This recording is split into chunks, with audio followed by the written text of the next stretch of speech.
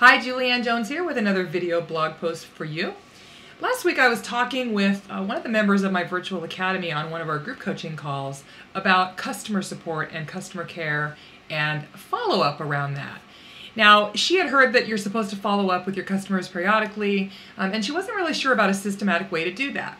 And so what I wanted to do today was share with you the system that I use to follow up with my customers. And it's a very important part of your direct sales business. Your customers really are the lifeblood of your business along with your hosts, and so you want to make sure that they not only are feeling valued by you, but that you're creating a relationship with them so that they really become lifetime customers. That's very important because those are the people who will be placing recurring orders, booking parties, and the ones that you can always kind of count on to support your business. So here's what I did when I was working my direct sales business in the way of customer follow-up.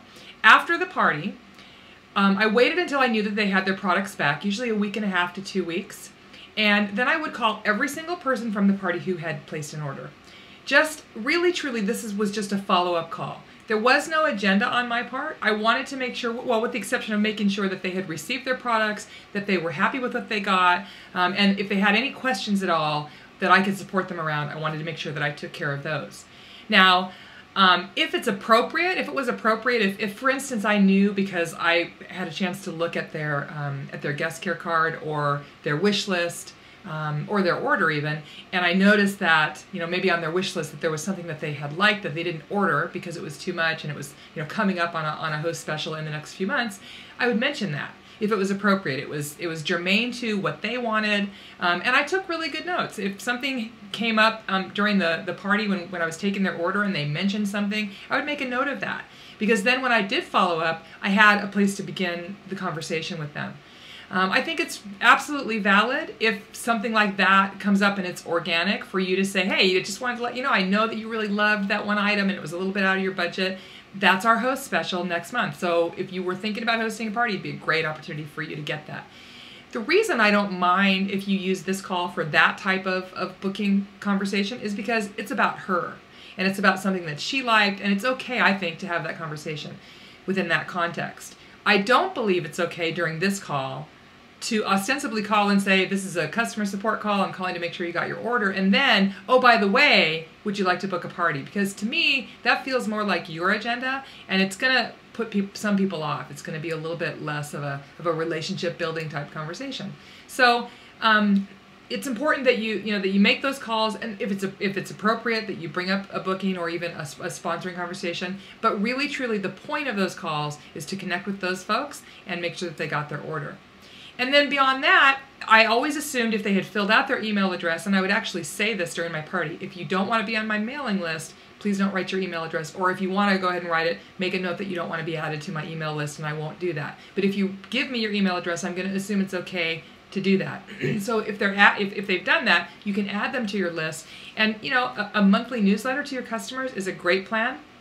And again, if you're on my newsletter list, you know that for the most part, that newsletter is about content for you and support for you. And about maybe a third to a quarter of it has to do with me offering you something that I think would be useful for your business that I sell.